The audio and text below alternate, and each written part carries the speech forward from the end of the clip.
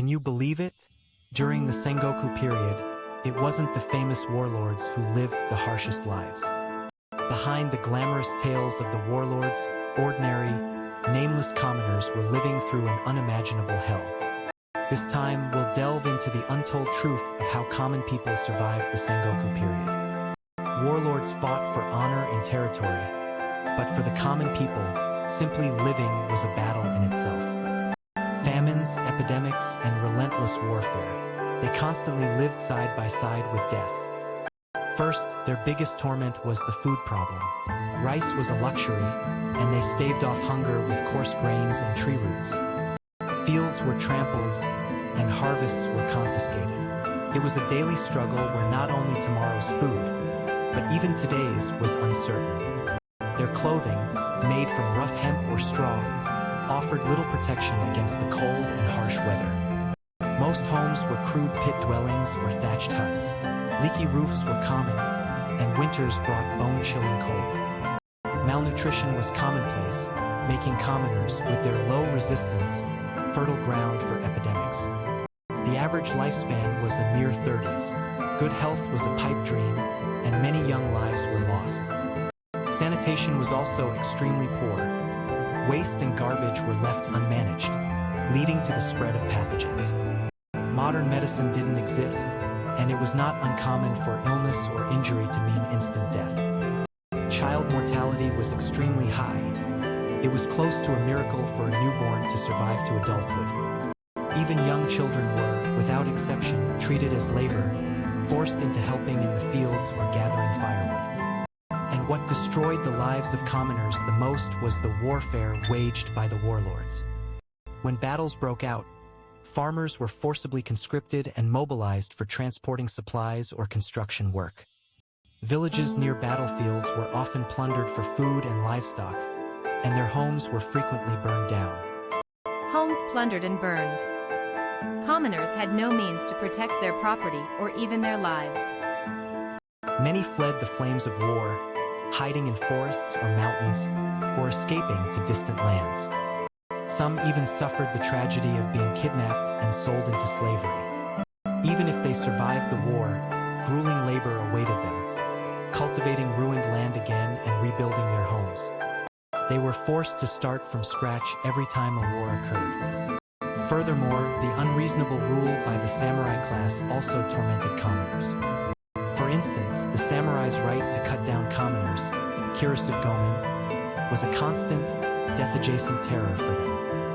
The burden of annual taxes, Nengu, was also severe.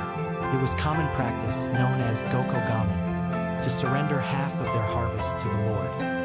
Even in years of famine or poor harvests, taxes were levied without mercy, and failure to pay meant losing their land or family. Farmers who could no longer endure sometimes fled at night, moving to another domain. However, if such an escape was discovered, collective responsibility was imposed on the remaining family and villagers. Although the bonds among villagers were strong, disputes over scarce water rights and land were incessant. Public order was poor, and attacks by ronin, masterless samurai, who lost their jobs due to war, or by bandits, were a daily occurrence. The class system was rigid. Once born as a farmer, it was almost impossible to escape that status. Merchants and artisans had relatively more freedom, but they too often suffered from heavy taxes and the arrogance of samurai. Natural disasters were also frequent. Floods, earthquakes, and droughts relentlessly shattered the lives of commoners. Epidemic outbreaks were severe, and once they occurred, an entire village could be annihilated. Yet, even amidst such harsh conditions, commoners were not always consumed by despair. When pushed to their limits, commoners sometimes staged revolts, risking their lives. These were tokens of their final resistance. Many revolts were suppressed, but sometimes they did compel lords to change their policies. Temples and shrines were places of worship, a spiritual refuge. In times of hardship, people sought salvation from gods and Buddhas. At Terakoya, temple schools, there were also limited opportunities to learn reading, writing, and arithmetic. And festivals and events offered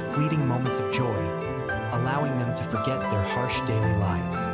They adapted to their brutal environment, learning to survive with wisdom and ingenuity.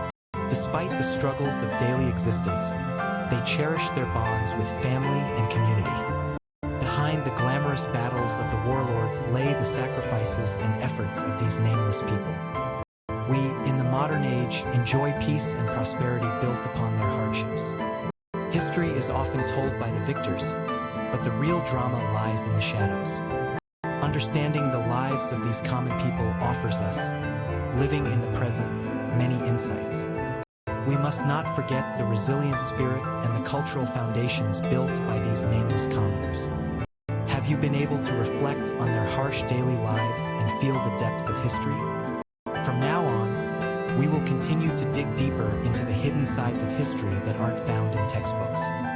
If you found this video interesting, please give it a thumbs up and subscribe to our channel.